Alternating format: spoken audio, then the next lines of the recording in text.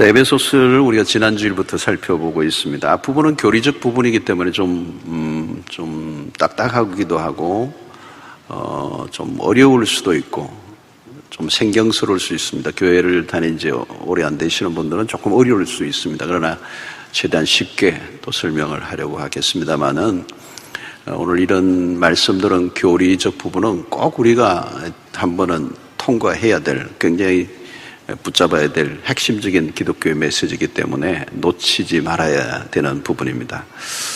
자, 에베소서를 대하다 보면 놀랄 일들이 많은데 바울이 그 가말리엘 문화의 그 당시에 최고의 그 지성 아래 공부를 했던 흔적들이 많이 있습니다. 그래서 에베소서는 굉장히 논리정연합니다. 논리정연하고 이 편지의 구성, 이 편지를 끌어가는 구조들이나 이런 것들이 아주 탄탄합니다. 그리고 바울이 사용하고 있는 단어 하나하나가 얼마나 진중하고 그 단어 하나에 들어있는 무게감이 엄청납니다. 그래서 여러분들이 그냥 쑥쑥 읽어가기에는 이 본문의 메시지들이 너무 심오하고 또 놀라운 말씀들이 많이 있습니다. 우리가 지난주 보았던 거죠. 3절에서 찬송하리로다. 찬송으로부터 시작을 했습니다. 그러니까 바울은 감옥 안에서 열악한, 오늘같이 이렇게 시설이 잘 되어 있는 감옥이 아니지 않습니까? 이제 감옥 안에 있으면서도 이 찬송으로 시작하고 있다는 것은 억누를 수 없는 감옥의 현실보다 더 강력한 어떤 힘이 자신을 사로잡고 있었기 때문에 찬송이 나온 것입니다. 그래서 찬송은 사실은 입에서 부르는 게 아니고 심장에서 나오는 것입니다. 심장에서 터져 나오는 것인데 이것은 어떤 외부의 어떤 지식이나 정보가 주어져서 나올 수 있는 일은 아닙니다. 요즘 우리 신지식, 또 끊임없는 새로운 정보들, 고급스러운 정보가 쏟아지지만 그것이 우리의 삶을 바꾸는 것은 아니지 않습니까? 결국은 참된 진리의 눈을 뜨면 우리를 찬송하게 하는 그 찬송의 이유가 바울은 신령한 복이다 그렇게 했습니다. 신령한 복이다. 그래서 지난주 우리 살펴보았던 것은 3절부터 6절까지인데 이건 하나님, 성부 하나님의 사역이었습니다. 하나님이 그리스도 안에서 우리를 택하셨다. 그래서 양자 삼아주셨다. 이게 지난주의 메시지예요. 오늘은 두 번째인데 성자 예수 그리스도의 사역이 강조되고 있습니다. 그래서 7절부터 12절까지인데 오늘은 7절만 집중적으로 살펴보려고 합니다. 그리고 마지막 부분은 12절부터 14절까지인데 성령의 사역입니다. 미래에 주어질 복이죠. 그래서 성부 하나님이 오늘 현재 우리에게 주신 복, 성자 예수 그리스도가 과거에 우리의 모든 문제를 해결해 주신 복, 그리고 성령께서 우리의 미래에 약속하신 복까지. 그래서 이렇게 과거와 현재와 미래, 그리고 성부, 성자, 성령의 삼위의 사역이 오늘 이 고스란히 본문에 다 들어 있습니다. 자, 오늘 본문의 초점은 그리스도이십니다. 에베소서 전체의 주제, 어쩌면 성경 전체의 주제는 핵심은 그리스도이시죠. 자, 그리스도가 우리에게 베풀어 주신 복이 무엇인가? 바울은 첫 번째 죄의 문제를 다루고 있습니다. 자, 구원에 있어서 가장 중요한 것은 죄의 문제를 해결해야 구원을 받을 수가 있죠. 이거보다 더 중요한 주제는 없습니다. 그래서 우리 인류에게 주어진 최대 과제는 죄의 문제입니다. 그 문제를 해결하기 위해서 그리스도가 오셨다. 오늘 이 7절을 자세히 들여다보면 이 안에 복음이 들어있습니다. 우리는 그리스도 안에서 7절을 한번 보십시다. 우리는 그리스도 안에서 그의 은혜의 풍성함을 따라 그의 피로 말미암아 속량 곧 죄 사함을 받았느니라. 여기 그리스도 안에서 중요합니다. 계속 나오죠. 그리고 그의 피로 말미암아 우리에게 주어진 것이 속량 곧 죄 사함이다. 자, 여기 속량이라는 단어가 나옵니다. 잘 다루지 않고 잘 듣지 않았던 단어입니다. 속량이라는 단어. 그런데 이게 굉장히 중요한 단어가 나왔습니다. 속량이라는 단어입니다. 이 바울 시대에 사용 언도를 받은 제수나 혹은 노예들에 관한 얘기죠.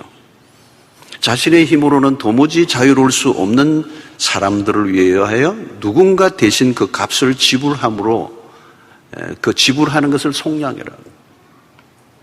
그래서 그 자유인이 되게 하는 그 노예를 사서 고대 사회는 노예를 사고 팔았. 노예가 스스로는 자유로울 수 없는데 어떤 사람이 그를 위하여 돈을 지불하고 노예를 사서 풀어주는 것. 이 속량의 의미가 거기에 들어있습니다. 자, 왜 이 속량의 이야기를 바울이 지금 꺼내고 있는가? 성경에서 말하는 인간이 누구인가를 우리가 이해를 먼저 해야 합니다. 성경이 말하는 인간은 철저히 죄인입니다. 성경이 말씀하는 인간론, 이런 철학이나 인문학에서 말하는 인간론과 전혀 다른 것입니다. 이 죄인이라는 말은 하나님에게 반역하는 존재다. 영적으로는 죽어 있는 상태입니다. 그런 면에서 인간은 스스로 하나님에게 다가갈 수 없는 상태예요. 왜냐하면 영적인 기능이 완전히 작동이 멈춘 상태이기 때문에. 그리고 이 죄인은 죄의 노예 상태입니다. 죄를 짓고 있는 그 죄인은 죄에 대해서 노예 상태예요. 그 말은 스스로 죄를 거부하고 살 능력이 없다는 것입니다. 무엇보다도 하나님을 찾을 가능성이 전혀 없어요. 그래서 하나님을 향해 어떤 반응도 할 수 없는 것입니다. 그렇기 때문에 죄에 관한 인간은 철저히 무능력한 상태다. 그게 성경이 말씀하는 인간론입니다. 그런데 문제는 뭐냐? 하나님은 죄에 대해서 진노하실 뿐만 아니라 죄인은 형벌을 받게 돼요. 죄는 대가를 지불해야 된다는 거예요. 그래서 로마서 6장 23절의 말씀이죠. 죄의 삭은 사망이요. 인간은 저주 아래 놓여 있습니다. 그래서 이 죄 문제를 해결하지 않고는 구원을 얻을 길이 없는 것이죠. 그래서 최대 과제는 이 죄 문제를 어떻게 해결해야 될 것인가. 해결하는 방법은 죄값을 치르는 것입니다. 죄값을 치르지 않으려고 하면 죄값을 치르지 않기 위해서 인간은 다양한 방법을 쓰죠. 도덕적으로, 때로는 어떤 공적을 세우기 위해서 노력을 하지만 율법을 지키려고 애를 쓰지만 율법을 완전히 지킬 수 있는 사람도 없을 뿐만 아니라 지킬 능력도 없는 것입니다. 중요한 것은 이 죄의 문제를 처리하기 위해서는 하나님의 기준에 도달해야 됩니다. 중요한 것은 하나님을 만족시켜드려야 되는 것이죠. 그래서 죄에 대한 충분한 대가를 지불해야 속량이 되는데 문제는 타락한 인간과 하나님의 사이에는 거대한 간격이 있어 다가갈 수 없다는 것입니다. 로마서 3장 23절의 말씀이죠. 모든 사람이 죄를 범하였음에 하나님의 영광에 이르지 못하더니. 이게 오늘 우리의 현실입니다. 모든 사람이 죄를 범하였어. 그래서 하나님의 영광에 도달하지 못한다. 자, 이 간격을 누가 메꿀 수 있는가? 인간이 하나님에게로 나아갈 수 있는 길이 없어요. 누가 이 일을 해결할 수 있는가? 인간은 그 누구도 죄에 관한 해결할 능력도 자격도 없습니다. 그리고 죄인이 죄인을 위해 죽어줄 수도 없습니다. 죄인이 죄인을 위해 죽을 의미가 없습니다. 효력이 없습니다. 죄인이 죽는 것은 그 죄값으로 죽는 것일 뿐이지 그 죄인이 누군가를 살리기 위해서 죽을 줄 수가 없는 것입니다. 무엇보다도 죄의 문제는 심판자이신 하나님을 만족시켜야 합니다. 누가 하나님을 만족시킬 수 있을까? 아무도 없다는 거죠. 그래서 죄에 관한 연약하고 무기력한 인간을 위해 하나님이 구원의 길을 열어놓으셨는데 바로 그 아들 예수 그리스도가 십자가에 죽으심으로 우리를 위하여 피를 흘리심으로 그래서 오늘 이 7절에 나오는 그 피로 말미암아 속량 곧 죄사함을 받았느니라. 아무 피나 되는 것이 아니라 그리스도의 피로만 가능하다. 자, 이것을 좀 더 이해하려고 하면 우리는 구약 성경을 들여다봐야 합니다. 모세오경에는 제사 제도에 대해서 상세한 언급들이 나옵니다. 우리 연초마다 성경을 읽을 때마다 부딪히는 영역이 레이기죠. 웬 짐승을 잡는 얘기들이 리얼하게 나와요. 그 제사의 제도 안에는 어린 양을 잡는 피의 얘기가 나오잖아요. 여러분, 그 제사 제도 안에는 구원을 설명하는 상징들이 숨어 있습니다. 죄를 지은 사람은 흠없는 어린 양을 데리고 성전으로 가서 제사장 앞에 내어놓습니다. 그 제사장에게 자기가 데리고 온 양을 제사장에 넘겨주기 전에 손을 그 양 위에 얹습니다. 그 행위가 굉장히 중요해요. 왜냐하면 자신의 죄를 이 짐승에게 전가한다, 넘긴다는 거예요. 그래서 이 짐승이 내가 죽어야 될, 죄로 인하여 죽어야 되는데 이 짐승이 나를 대신하여 죽는다라는 거예요. 그래서 그 짐승이 죽음으로 나의 죄를 용서받는, 속죄받는. 자, 중요한 여기에서 개념이 하나 나오는데 그것이 뭐냐면 대신하여 죽는다는 겁니다. 그 양이. 실제로는 죄를 지은 그 사람이 처벌을 받아야 돼요. 그 사람 대신 죽어질 대속물이 필요하다는 거예요. 그래서 그 짐승이 대신 죽임을 당하는 얘기. 이 제사의 제도가 제물을 바치는 얘기가 구약 성경의 핵심적인 얘기예요. 그리고 거기에는 흠이 없는 짐승을 잡아 그 피를 제단에 뿌렸습니다. 중요한 것은 피죠, 피. 피는 곧 생명을 상징하는 것입니다. 그래서 히브리서 9장 22절에 보니까 율법을 따라 그의 모든 물건이 피로서 정결하게 되나니 피 흘림이 없은즉 사함이 없느니라. 문제는 구약시대의 제사는 결함이 있었습니다. 제사를 통하여 죄를 완전히 용서받을 수가 없었습니다. 이유는 히브리서 10장 3절로 4절에 나와요. 그러나 이 제사들은 해마다 죄를 기억하게 하는 것이 있나니 이는 황소와 염소의 피가 능히 죄를 없이하지 못함이니라. 이 제사는 제물은 일시적으로만 죄를 용서받을 수가 있었어요. 이 짐승의 피의 한계였습니다. 희생제물을 드리면 한 해 동안만 유효했습니다. 계속 드려야 되는 거죠. 왜? 제사를 드리고 나오는 순간 또 죄를 또 짓기 때문에. 그래서 해마다 한 해만 이 제물이 유효했다는 것. 그러니까 백성들은 제사를 지내면서 여전히 자신의 죄의 문제에 불안한 것입니다. 완전한 속죄가 아니기 때문에. 자, 그러나 신약으로 넘어오면서 제사의 개념이 달라집니다. 그리스도의 대속적인 죽음 때문입니다. 구약시대 제사에 드려진 흠없는 어린 양은 예수 그리스도를 상징하는 것입니다. 자, 그리스도가 오신 목적은 분명하죠. 마가복음 10장 45절에서도 이렇게 말씀합니다. 인자가 온 것은 섬김을 받으려 함이 아니라 도리어 섬기려 하고 자기 목숨을 많은 사람의 대속물로 주려 함이니라. 대속물로의 그리스도. 예수는 구약의 희생양과 전혀 다릅니다. 완전히 달라요. 예수 그리스도는 흠없는 완전한 제물로서 우리를 위하여 내어주셨다는 것입니다. 그것으로 충분하고도 남습니다. 여기에 무엇인가 부족해서 덧붙일 이유가 없어요. 그리스도로 충분한 제물이 되셨다. 구약의 제사 제도들은 오직 그리스도가 오실 때까지만 유효한 제도였습니다. 그리스도가 오심으로 죄의 문제는 완전하게 해결되는 길이 열렸기 때문에. 그래서 히브리 10장 20절에 보니까 그 길은 우리를 위하여 휘장 가운데로 열어놓으신 새로운 살 길이요 휘장은 곧 그리스도의 육체니라. 그리스도가 십자가에 죽으심으로 그 그리스도가 십자가에 죽으실 때 휘장이 위에서부터 아래로 찢어진 사건이 일어납니다. 그 휘장은 죄인이 들어갈 수 없는 지성소를 가로막고 있는 휘장이었어요. 그리스도가 죽으심으로, 그 죽으심은 육체가 찢어지시는 건데 그 휘장이 찢어지는 것 같은 상징적인 사건이 실제로 일어났고 하나님 앞에 나아갈 수 없었던 죄인이 이제는 누구든지 갈 수 있도록 그 휘장이 찢어져 버렸어요. 그래서 새로운 살 길이 열렸어요. 그리스도가 우리를 대신하여 값을 지불해 주셨기 때문입니다. 그래서 베드로전서 1장 18절로 19절에 보면 너희가 알거니와 너희 조상에 물려준 헛된 행실에서 대속함을 받은 것은 은이나 금과 같이 없어질 것으로 된 것이 아니요 오직 흠 없고 점 없는 어린 양 같은 그리스도의 보배로운 피로 된 것이니라. 더 이상 우리가 치러야 할 값이 남아있지 않습니다. 예수의 피로 말미암아 우리의 모든 죄로부터 속량 곧 죄 사함을 받았다. 이 십자가 사건은 그러므로 단번에 영원한 속죄의 제사가 되었다. 그래서 이름은 신약에서 구약 성경을 가장 잘 설명해 주는 책이 히브리서인데 히브리서 9장 2절에는 정확하게 얘기합니다. 염소와 송아지의 피로 하지 아니하고 오직 자기의 피로 영원한 속죄를 이루사 단번에 성소에 들어가셨느니라.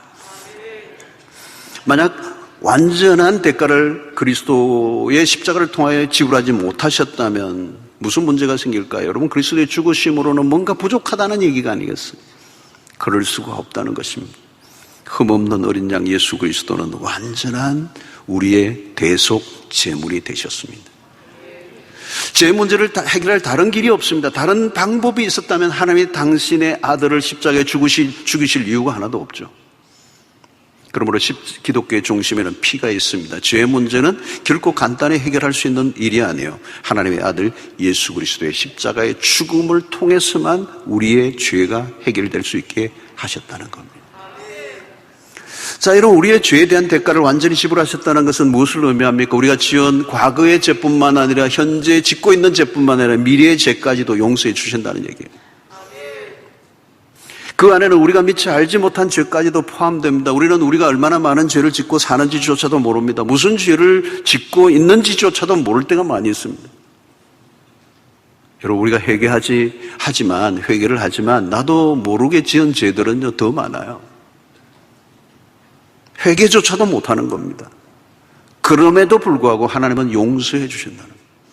하나님 우리의 죄를 용서해 주시되 완전히 용서해 주신다. 그의 피로 그것이 가능해진 것입니다. 이것은 짐승의 피와 다른 것입니다. 예수의 십자가는 인류의 죄를 해결해 주시기에 충분하다는 것입니다. 우리가 십자가에 죽으신 예수를 믿기만 한다면 더 이상 치러야 할 죄를 위하여 대가는 없어요. 2000년 전에 갈보리 언덕에 십자가에 예수 그리스도가 죽으신 그 순간에 오늘 인류가 치러야 할 죄의 대가를 이미 다 지불해 줬어요. 그래서 예수님은 십자가상에서 테텔레스타이, 다 이루었다, 이 말에 여러 가지 의미가 있지만 그 중에 하나가 전액 지불이에요. 지불 완료예요. 더 이상 치러야 될 대가는 없다라고 합니다. 다 이루었다. 그리스도의 십자가의 죽으심으로, 그 희생의 죽으심으로 충분하다. 인류가 지은 죄가 참으로 많지만 그것보다 더 큰 은혜가 인류에 덮어진 것입니다. 어떤 분들이 이런 사실이 잘 믿어지지 않을 수 있으면 어떻게 모든 죄가 그렇게 용서를 받을 수 있는가 이해가 안 될 수 있어요. 이해가 안 되죠, 사실. 어떻게 하나님이 나 같은 죄인을 위해 아들을 십자가에 죽게 하셨는지 그것도 이해가 안 되는 일입니다. 오묘한 일이었어요. 신비로운 일이에요. 설명이 안 됩니다. 세상 어디에서도 경험할 수 없는 것이죠. 그래서 우리의 머리로만 이해하려고 하면 잘 안 와닿을 수가 있습니다. 아무리 생각해도 어떻게 그런 일이 일어날 수 있는가? 그러나 성도 여러분, 여기서 중요한 것은 우리의 이해나 느낌이 아니라 믿음인 것입니다. 이 지점에 필요한 것은 우리의 이해가 아니에요. 믿음으로 받아들이는 겁니다. 2000년 전에 하나님이 그 아들 예수 그리스도를 십자가에 죽게 하심으로 우리의 모든 죄에 대한 치러야 할 대가를 완전히 지불하셨다는 사실을 믿음으로 받아들이고 그것에 감사하는 것입니다. 왜 바울이 찬송으로부터 시작했는지를 대충 짐작할 수 있습니다. 바울의 찬송의 이유는 분명합니다. 속죄가 우리에게 주는 은혜는 너무도 크기 때문에. 그리스도는 구원을 위해 구체적으로 행동하신 분입니다. 우리를 위해 온몸으로 대가를 지불하신 분입니다. 구원의 사건의 한가운데는 그리스도가 서 계셔요. 우리가 그리스도를 놓칠 수 없는 이유가 여기에 있는 것입니다. 여러분, 구속 사건은 기독교의 한가운데 있습니다. 복음의 중심에는 예수 그리스도의 죽으심이 있습니다. 그러므로 여러분, 신앙의 초입에 그 피로 인하여 용서를 받는 사건이 일어나야 돼요. 죄 문제를 통과하지 않고 참된 신자가 되는 길은 없습니다. 피의 복음은 비상적이지 않아요. 피의 복음을 정면으로 부딪혔는데 비상적인 신앙이 가능할까? 여러분, 신앙의 초입에서 피의 복음과 맞닥뜨려야 합니다. 신앙을 가볍게 여겨서는 안 됩니다. 우리에게 주어진 구원은 싸구려가 아닙니다. 오늘 어떤 분들에게는 짐승을 잡아 제사를 드리는 이 피의 제물의 얘기를 들을 때 오늘 우리와 너무나도 거리가 먼 이야기처럼 들려질 수도 있습니다. 그러나 여러분, 우리의 현실과 동떨어진 이야기는 결코 아닙니다. 성경은 수천 년 전의 이야기를 다루지만 우리의 삶과 직결되고 있습니다. 왜요? 죄의 문제는 고대 사회나 지금이나 동일한 문제예요. 죄인은 그때나 지금이나 여전히 죄인이에요. 죄를 짓는 환경이 달라졌을 뿐이지 그 죄인, 그 죄의 속성, 특성, 죄의 종류는 똑같아요.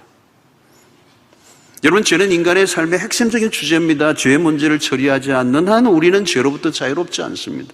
죄는 우리가 겪고 있는 모든 고통의 원인인 것입니다. 여러분, 의사가 병을 진단하지 않고는 치료할 수 없습니다. 진단이 잘못되면 처방도 잘못될 수 있습니다. 그게 오진이라는 게 참 무서운 겁니다. 그러니까 명의는 진단을 잘하더라고요. 여러분, 오늘날 세상에 흔하게 벌어지는 일입니다. 분명히 죄 때문에 일어난 일인데 이상하게 다른 명목으로 갖다 붙여버려요. 사람이 심약해서 실수를 했다고 돌려버려요. 상황 때문에 어쩔 수 없다고 말합니다. 수치스러운 일을 해놓고도 술 때문에 그랬대요. 술이 원수래요. 자기는 없어요. 어떤 일은 돈 때문에 그럴 수밖에 없었다. 근본적인 원인을 다루고 있지 않습니다. 세상은 죄에 대해서 정확히 말하지 않습니다. 죄 문제를 가급적 피하려고 합니다. 응급조차 하지 않습니다. 결국 어떤 일이 벌어지죠? 갈수록 악화됩니다. 문제를 해결할 길이 없습니다. 진단하지 않으면 치료할 수 없다는 거예요. 성도 여러분, 가장 근본적인 문제는 인간의 가장 근본적인 문제는 죄 문제입니다. 사회 구조, 시스템 바꾸면 세상이 좋아질까요? 지도자 바꾸면 세상이 달라지나요? 복지국가가 이루어지면 인간의 모든 문제가 해결될까요? 여러분, 복지가 가장 잘 된 나라가 북구라파 쪽 아닙니까? 북유럽 쪽 아닙니까? 자살률이 제일 높아요, 그 동네가, 그쪽 동네가. 어떻게 하면 개인이 행복한 삶을 살 수 있을까 질문을 해보십시오. 왜 세상에는 고통이 이렇게 끊이지 않는가? 삶이 왜 이렇게 혼란스러운가? 왜 불안하고 허물은 계속 밀려오는가? 왜 인간은 자신이 원하는 대로 사라지지 않는가? 왜 모든 것을 가지고 있음에도 불구하고 허무와 공허에 시달리는가? 채워지지 않는 이 불만족은 어디로부터 온 것인가? 여러분, 정상은 다양하지만 원인은 거슬러 올라가면 하나예요. 죄 문제입니다. 성경이 그렇게 얘기하고, 죄 문제를 해결하지 않는 인간의 삶은 위험을 안고 있는 것입니다. 현재도 불안하고 미래도 마찬가지. 세상의 진단과 처방에 빠진 것은 뭡니까? 죄 문제입니다. 세상은 죄의 영향력, 죄의 심각성을 간과합니다. 죄로부터 구원을 받는 길을 우리는 찾아야 합니다. 바울은 죄의 영향력을 잘 알고 있는 듯 합니다. 죄 문제를 정직하게 직면하고 다루지 않으면 인생은 늘 미궁에 빠져 허우적거릴 수밖에 없는 것입니다. 삶을 불행하게 하고 고통이 멈추지 않는 원인은 죄임에도 불구하고 세상은 죄에 대해서 전혀 관심을 가지고 있지 않습니다. 세상은 인간의 고통의 문제, 불행의 원인을 죄라고 여기지 않아요. 여러분, 근본적인 문제의 원인은 죄라고 지적하는 곳은 성경에서만 발견되는 것입니다. 만약에 우리가 예수를 안 믿고 성경을 몰랐다면 우리는 죄라고 하는 것을 이렇게 심도 있게 다루지 않았을 거예요. 성경이 아니고는 죄의 심각성을 전혀 인식하지 못하고 살았을 것입니다. 여러분, 안타까운 것은 오늘날의 교회 안에서도 마저도 죄를 다루지 않는 경향이 짙어졌습니다. 죄를 다루더라도 가볍게 다루고 넘어가려고 합니다. 여러분, 우리가 잘 아는 미국의 수정교회 크리스탈 처치, 로버트 슐러 목사의 교회, 미국에 강력한 영향을 미쳤던 한때 한 시대를 풍미했던 대단한 교회요, 대단한 목사님이었습니다. 그런데 그 교회는 사라졌어요. 지금 한 시대도 넘지 못합니다. 그 교회는 찬송이나 성경이나 기도 등 어디에서라도 죄라는 단어는 사라져야 한다고 그렇게 강조했습니다. 그 교회는 죄의 고백이 없었습니다. 하나님의 인간을 심판하실 만큼 그렇게 몰인정한 분이 아니라고 얘기합니다. 많은 사람들이 몰려들었고 이상한 복음에 사람들이 매력을 느끼고 따라갔습니다. 적극적 사고방식, 인간의 자존심을 한껏 부추겨주는 메시지에 사람들은 현혹을 당했습니다. 그런데 그 교회는 사라져버렸습니다. 참된 진리를 가르친 곳이 아니었기 때문에. 여러분, 죄를 죄로 다루지 않으면 우리의 삶은 미궁에 빠질 수밖에 없습니다. 언제나 다시 원점으로 돌아가요. 그러므로 설교자가 해야 할 매우 중요한 역할이 여기에 있습니다. 인간의 내면 세계에 대한 본질적인 거친 해부가 필요한 것입니다. 인간의 실체를 들여다보는 것, 그리고 적당한 위로로 사람들을 달래려고 하는 유혹을 이겨내야 하는 것입니다. 교회는 사람들의 죄를 숨겨주는 곳이 아닙니다. 들추어내는 곳이어야 합니다.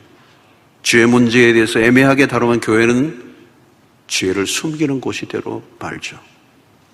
우리는 인간은 죄에 직면해야 합니다. 교회는 세상이 중요하게 여기는 것에 대해서는 담담할 필요가 있고 세상 사람들이 불필요하게 여기는 것들에 대해서 집요하게 다루는 곳이어야 합니다. 죄를 심도 있게 다뤄야만 십자가 앞으로 나갈 수가 있습니다. 복음은 매우 원색적인 겁니다. 죄를 애매하게 둘러대지 않아야 합니다. 그래서 자존심으로 버텨온 사람의 기분을 상하게 하는 일이 교회 안에서는 흔히 일어나야 합니다. 복음을 처음 접할 때 일어나는 현상은 우리가 얼마나 더럽고 추악한 인간인가를 깨닫게 되는 거예요. 우리에게는 선한 것이 하나도 없다는 사실이 고백이 나와야 합니다. 이사야가 하나님의 영광을 처음 접했을 때 그의 첫 번째 탄성이 뭐예요? 화로다 나여 망하게 되었도다. 하나님을 만나니까 자신이 망하게 될 존재, 망하게 된 존재, 소망이 없는 존재, 입에서 터져나온 거예요. 사랑하는 성도 여러분, 성경은 인간에 대한 진단으로 끝나지 않습니다. 해결책을 내어놓습니다. 하나님이 완벽한 처방을 내어놓으셨습니다. 그것이 바로 예수 그리스도이십니다. 우리는 이 사실을 그대로 받아들이기만 하면 되는 것입니다. 여러분 7절을 다시 보십시오. 우리는 그리스도 안에서 그의 은혜의 풍성함을 따라. 왜 바울은 여기에 은혜의 풍성함을 얘기할까요? 그냥 은혜를 얘기하지 않고 왜 은혜의 풍성함을 얘기할까요? 우리의 상태를 바라볼 때 우리는 도무지 하나님의 은혜와 하나님의 용서를 받을 만한 존재가 아니에요. 그럼에도 불구하고 하나님의 은혜가 너무 커서 우리의 죄악이 심각한 상태지만 우리의 죄악의 상태보다 훨씬 더 크고 풍성한 하나님의 은혜가 임했기 때문에 우리를 용서하시기로. 여러분, 우리는 그 은혜의 풍성함을 따라 죄의 사함을 받았고 하나님으로부터 완전한 용서를 받았습니다. 하나님이 더 이상 우리에게 죄를 묻지 않으십니다. 그리스도의 십자가를 붙들기만 한다면. 여러분, 어떤 사람이 심각한 범죄에 연루되어 감옥에 들어갔다가 형만기로 추록을 했습니다. 그럼에도 마음속에 지워지지 않는 양심의 가책이 있어요. 법적 책임은 졌지만 양심의 법으로부터는 자유를 얻지 못하는 경우가 있어요. 인간이 그래요, 여러분. 이제 마음의 짐을 내려놓으라고 해도 그게 안 돼. 내가 나를 놓아주지를 않아. 그 죄의 후유증이 얼마나 심각하게 큰지 알 수 없어요. 지방 부분에서 형의 언두가 내려져도 고등 부분에서 뒤집혀질 수 있습니다. 고등 부분에서 끝이 나지 않을 수도 있고 대법원 판결이 중요하죠. 여러분, 죄로부터 완전한 용서를 받는다는 의미가 무엇입니까? 그것은 하나님의 선포예요. 왜? 최고의 재판장은 하나님이시기 때문에. 그분이 하늘 법정에서 최종 은도를 내려야 한다는 거죠. 성경은 우리에게 완전한 용서를 하늘 재판장 하나님께서 은도를 내리시는 거예요. 무죄라고 하는 거죠. 구원은 우리의 죄에 대한 하나님의 완전한 용서로부터 시작이 됩니다. 시편 103편 12절에 보니까 동이 서에서 먼 것 같이 우리의 죄가를 우리에게서 멀리 옮기셨으며. 여러분, 동이 서에서 얼마나 멉니까? 그 먼 것 같이 우리의 죄가를 우리에게서 멀리 옮겨버리셨다는. 로마서 3장 24절에 그리스도 예수 안에 있는 속량으로 말미암아 하나님의 은혜로 값없이 의롭다 하심을 얻은 자 되었느니라. 여러분, 십자가는 능력입니다. 십자가가 빠지면 기독교가 아닙니다. 십자가를 붙들어야 합니다. 우리의 믿음에 있어서 가장 중요한 것은 십자가에 대한 이해와 믿음입니다. 복음은 원색적입니다. 투박합니다. 성경은 계속 피의 이야기로 가득합니다. 피의 역사예요. 제사장들은 제사를 드릴 때마다 온몸에 피로 얼룩졌습니다. 피는 죄의 대가예요. 사람들은 듣고 싶지 않지만 이 피를 피할 수 없어요. 죄 문제를 직접적으로 다루지 않으면 직접적으로 죄를 다루면 지성적이지 않아 보일 수가 있습니다. 고상하게 살려고 하는 사람들에게는 자존심을 끓는 불쾌한 일일 수가 있어요. 여러분, 그러나 교회를 들어오는 문턱에는 반드시 십자가가 있습니다. 죄 문제를 피해갈 수가 없습니다. 십자가를 통과해야 합니다. 피의 복음을 받아들여야 합니다. 피뿌림의 경험이 있어야 합니다. 그리스도의 피로 죄의 용서함을 받는 경험을 반드시 해야 합니다. 왜? 죄는 하나님과의 관계를 깨뜨려 버렸기 때문에. 그 죄의 용서를 받을 때 비로소 우리는 하나님과의 관계가 회복되는 것입니다. 그리고 하나님과의 관계가 회복될 때 우리의 삶의 진정한 자유를 맛볼 수 있기 때문에. 여러분, 죄 사함의 은혜는 우리의 삶을 바꿔놓습니다. 죄의 용서를 받는 우리에게 일어나는 축복은 한두 가지가 아닙니다. 죄는 우리의 삶의 모든 축복을 가로막고 있는 원흉입니다. 죄라고 하는 거대한 돌을 치우고 나면 꽉 막혀있던 내 삶의 여러 영역들 가운데 풀려지는 역사가 일어나는 거죠. 죄의 문제로부터 자유로워집니다. 죄의 짐이 벗겨집니다. 죄로 인하여 우리를 짓누르던 것들로부터 노임을 받는 해방의 역사가 일어나는 것입니다. 여러분, 인간은 죄로 인해서 오는 고통들입니다. 여러분, 왜 불안하죠? 아무 불안할 이유가 없는데 불안하다. 그걸 우리는 뭐라고 그러죠? 존재론적 불안이라고 그래요. 문제가 있어서 불안한 게 아니에요. 어떤 조건 때문에 아니에요. 인간이 존재론적으로 불안해요. 그 존재론적 불안을 거슬러 가면 죽음에 대한 두려움이에요. 그 죽음에 대한 두려움을 더 거슬러 올라가면 죽음 이후에 대한 불안이에요. 죽음이 끝이 아니기 때문에. 여러분, 죄는 우리에게 수치심을 가지고 왔습니다. 인류의 역사는 모두가 이 내 수치심, 이 내 깊은 곳에 내밀한 이 수치심을 극복하기 위한 몸부림이에요. 우리의 삶은. 죄책감, 도피의식, 부정적 자아상, 이게 다 죄로부터 온 것들입니다. 죄로 인하여 억눌려져 있던 것들로부터 노임을 받는 것. 이제 우리가 그리스도의 피를 의지함으로 하나님 앞에 당당히 설 수 있게 하시고 하나님이 우리에게 의의 옷을 입혀주셨어요. 그의 피로 말미암아. 이제 하나님 앞에 나아가는 일에 주저할 이유가 없습니다. 오늘 우리의 신앙의 핵심을 다루고 있는 것입니다. 사랑하는 성도 여러분들의 신앙의 중심부에 무엇이 놓여 있습니까? 십자가입니까? 십자가는 하나님이 인류를 위해 내어놓으신 최고의 선물입니다. 어떤 경우에도 십자가는 사이드로 밀려나 있으면 안 돼요. 모든 것이 죄로부터 시작되었듯이 우리의 신앙은 십자가로부터 시작이 되는 것입니다. 십자가의 복음은 아무리 강조해도 부족합니다. 그리스도의 피로 구속함을 받았다. 너무나도 값진 지불. 하나님의 독생자의 희생으로 주어진 이 은혜를 깨닫는다면 우리가 어떻게 살아갈 수 있을까? 사랑하는 성도 여러분, 바울이 오늘 이 앞부분에서 표현하고 있는 이 신령한 복을 받았다라고 하는 것이 우리가 생각하는 것보다 훨씬 더 크다는 것입니다. 하나님이 우리에게 주신 복에 대한 감격이 없는 이유가 있다면 그 복을 너무 축소시켜버렸기 때문에 그래요. 여러분, 다른 것을 다 축소해도 좋습니다. 그러나 십자가를 통하여 우리에게 주신 은혜를 축소시켜서는 안 돼요. 여러분, 한번 생각해 보십시오. 어떤 것에 지독하게 중독된 상태에서 오랫동안 고통하며 살아온 사람이 있어요. 도무지 자신의 힘으로는 빠져나올 수 없고 삶은 파괴될 대로 파괴되고 어떤 소망을 가질 수 없는 상태, 남아있는 것은 비참한 최후밖에 남아있지 않아요. 그게 인간의 모습입니다, 여러분. 요즘 마약이 굉장히 많이 유통이 돼서 이 마약에 중독되신 분들이 많아요. 마약이 꼭 그런 거잖아요. 한번 빠져들면 빠져나오지를 못해요.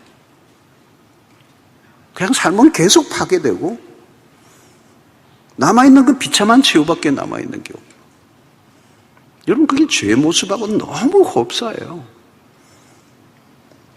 근데 어느 순간 그 모든 속박으로부터 풀려났다면 어떻게 되겠어요? 그건 기쁨은 말할 수 없는 거예요.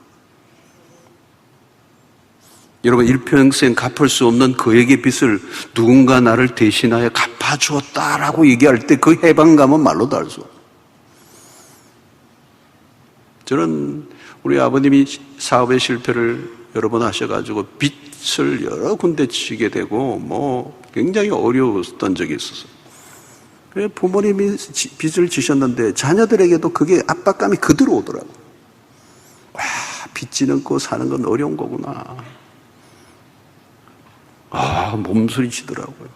어릴 때인데 제가 결단을 했어요. 나는 절대 빚지고 안 살 거다. 너무 힘들더라고요. 아이들에게도 밀려오니까. 그 압박감이 보통 아니에요. 빚지고는 못 살겠다는 생각이 들더라고요. 나는 절대 빚지지 않겠다. 아직까지 빚은 안 졌어요.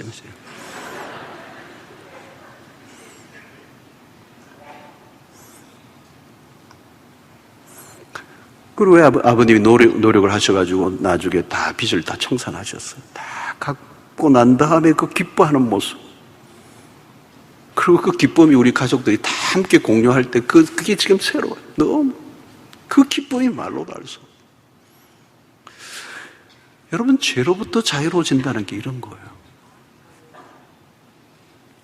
오랫동안 죄의 노예 상태에서 아니 포로의 신분에서 풀려나 집으로 돌아갔다면 그 기쁨은 무엇과 비교할 수가 있겠습니까?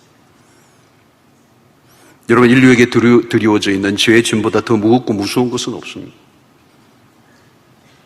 죄의 문제로부터 자유롭지 않은 한 행복할 수가 없어요. 하나님의 아들 예수 그리스도를 보내신 이유를 거슬러 올라가면 딱 하나예요. 우리의 죄로부터의 구원이에요.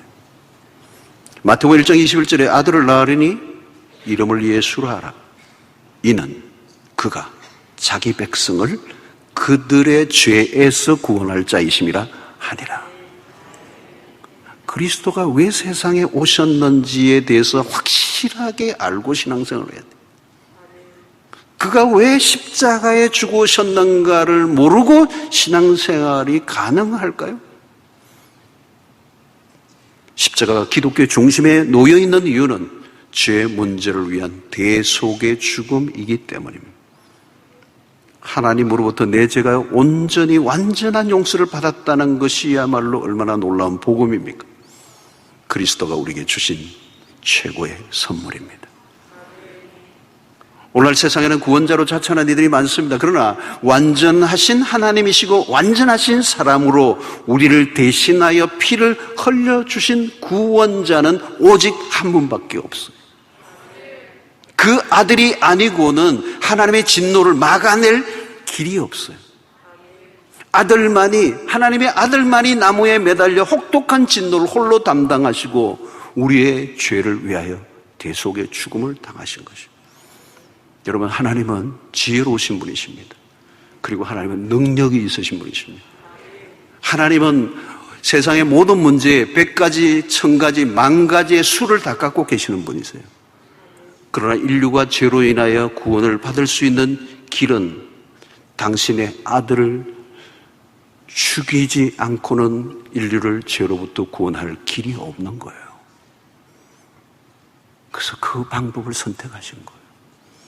당신의 아들, 독생자를 우리의 죄를 위하여 죽게 하시는 것. 그 아들을 십자가에 매달아 죽이고 그 아들이 온 인류가 받아야 할 그 저주와 진노를 홀로 담당하게 하신 것. 그 길 외에는 구원의 길이 다른 길이 없어요. 오늘 여러분, 우리의 구원은 그리스도의 피 공로 때문입니다. 우리의 구원은 가볍지 않습니다. 얄팍한 구원이 아닙니다. 누구도 흔들 수 없는 구원입니다. 그 피를 의지하기만 한다면. 오늘 7절을 다시 한번 보겠습니다. 우리는 그리스도 안에서 그의 은혜의 풍성함을 따라 그의 피로 말미암아 속량 곧 죄 사함을 받았느니라. 사랑하는 성도 여러분, 그리스도의 십자가는 헛된 죽음이 아닙니다. 하나님 아버지 인류를 향한 그 시도는 무모한 시도가 아니에요. 십자가를 통하여 우리를 구원해 내시기 위한 하나님의 유일한 선택이었습니다. 자, 여기서 우리는 다시 한번 질문을 해야 합니다. 왜 죄 없으신 하나님의 아들이 홀로 그 십자가에서 우리의 죄에 대한 하나님의 진노를 감당하셨을까? 왜? 내가 무엇이기에? 아니, 내가 그런 사랑을 받을 만한 자격이 있나? 아무리 생각해도 없어요. 아무리 생각해도. 내가 그런 사랑을 받을 만한 자격을 아무리 생각해도 없어요. 우리는 진노받아 마땅한 죄인일 뿐입니다. 근데 하나님이 우리를 사랑하셨어. 그 아들을 저주의 십자가에 매다신 것입니다. 그 피로 말미암아 속량 곧 죄 사함을 받았느니라. 우리에게 구원이 임한 것입니다. 이것을 믿으시면 거기에 은혜가 임할 줄로 믿습니다. 우리의 과거 죄가 다 날아가 버려. 우리의 현재 미래까지 지을 죄까지 하나님이 다 감당하셨어요. 그리스도의 십자가에 죽으시면 우리의 인류의 죄를 구속하기에 충분한 대가 지불이었습니다. 그것을 믿음으로 받아들이시고 나 같은 죄를 위하여. 그래서 여러분, 그 찬송이 그렇게 절절히 와닿는 거예요. Amazing Grace. 나 같은 죄인 살리신 주 은혜. Amazing. 십자가는 우리의 신앙의 출발지입니다. 이 출발지에서 나의 죄 문제를 심각하게 고민하고 다루고 예수의 십자가의 보혈의 능력 외에는 내가 구원 얻을 길이 없음을 고백하고 인정하고 받아들일 때 십자가는 우리의 노래가 되고 복음이 되고 선물이 될 줄로 믿습니다. 바울은 오늘 신령한 복을 받았다는 게 무엇인지, 그 복이 세상의 어떤 복과도 비교할 수 없다라고 하는 사실을 우리에게 깨닫기를 원하시는 것입니다. 여러분들은 그 복을 받은 백성들인 줄로 믿습니다. 하나님 오늘 또 우리에게 주신 말씀으로 인하여 다시 한번 감사를 드립니다. 그 피로 말미암아 속량 곧 죄 사함을 받은 이 놀라운 복된 소식을 믿음으로 받아들이게 하시고 십자가의 그 은혜 아래 그 십자가를 붙들고 살아가는 저희들 되게 하여 주시옵소서. 이 놀라운 복된 소식을 전하며 살게 하여 주시옵소서. 그리고 그 죄로 인하여 우리에게 억눌렸던 모든 것으로부터 우리를 자유케 하는 은혜를 누리게 하여 주시옵소서. 예수님의 이름으로 기도하옵나이다. 아멘.